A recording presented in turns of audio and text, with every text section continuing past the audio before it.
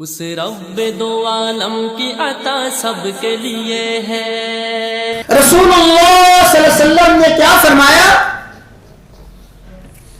اے عائشہ، اگر تجھ سے گناہ ہو گیا ہے اللہ کی بارگاہ میں توبہ کر لے۔ اے عائشہ، اگر تو گناہ میں ملوث ہو گئی ہے فاستغفری، اللہ سے معافی مانگ لے۔ ان الفاظ سے کیا معلوم ہوتا ہے کہ رسول اللہ صلی اللہ علیہ وسلم بھی یہ سمجھتے تھے کہ عائشہ صدیقہ رضی اللہ تعالیٰ عنہا بھی ایک انسان ہے اور ہر انسان غلطی کا پتلا ہے۔ اے عائشہ، اگر تجھ سے گناہ ہو گیا ہے، غلطی ہو گئی ہے، عائشہ اللہ کی بارگاہ میں توبہ کر لے۔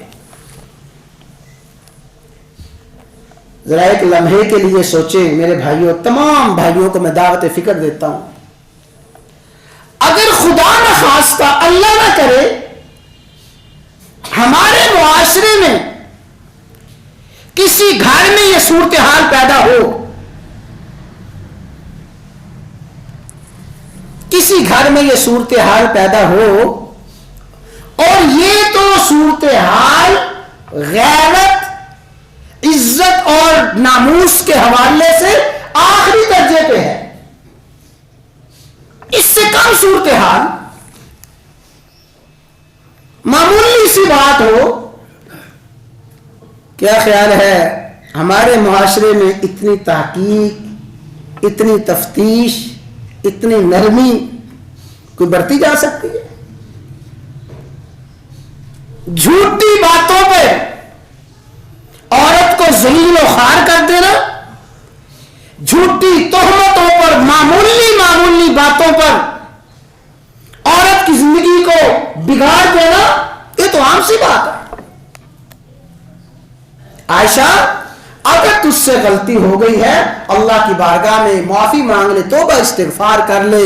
اور یہی وجہ ہے جب اللہ تعالی نے وہ آیات نازل فرمائی جن آیات میں سیدہ عائشہ صدیقہ رضی اللہ تعالی عنہا کی عفت، عصمت اور طہارت کو بیان فرمایا گیا، جب وحی ختم ہوئی، رسول اللہ صلی اللہ علیہ وسلم پہ وحی کے آثار ختم ہوئے، اس وقت ام رومان سیدہ عائشہ صدیقہ رضی اللہ تعالی عنہا کی والدہ وہاں موجود تھی، ام المومنین وہاں موجود تھی، سیدنا صدیق اکبر موجود ہیں، سب تھر تھر کانپ رہے تھے، پتہ نہیں کیا وحی آئے گی، پتہ نہیں کیا حکم آئے گا۔ جب رسول اللہ صلی اللہ علیہ وسلم سے وحی کے آثار ختم ہوئے، سب سے پہلے آپ کی زبان پہ جو الفاظ آئے، فرمایا بشریٰ لک یا عائشہ، عائشہ تجھے مبارک ہو، عائشہ تجھے خوشخبری ہو، عائشہ تجھے بشارت ہو۔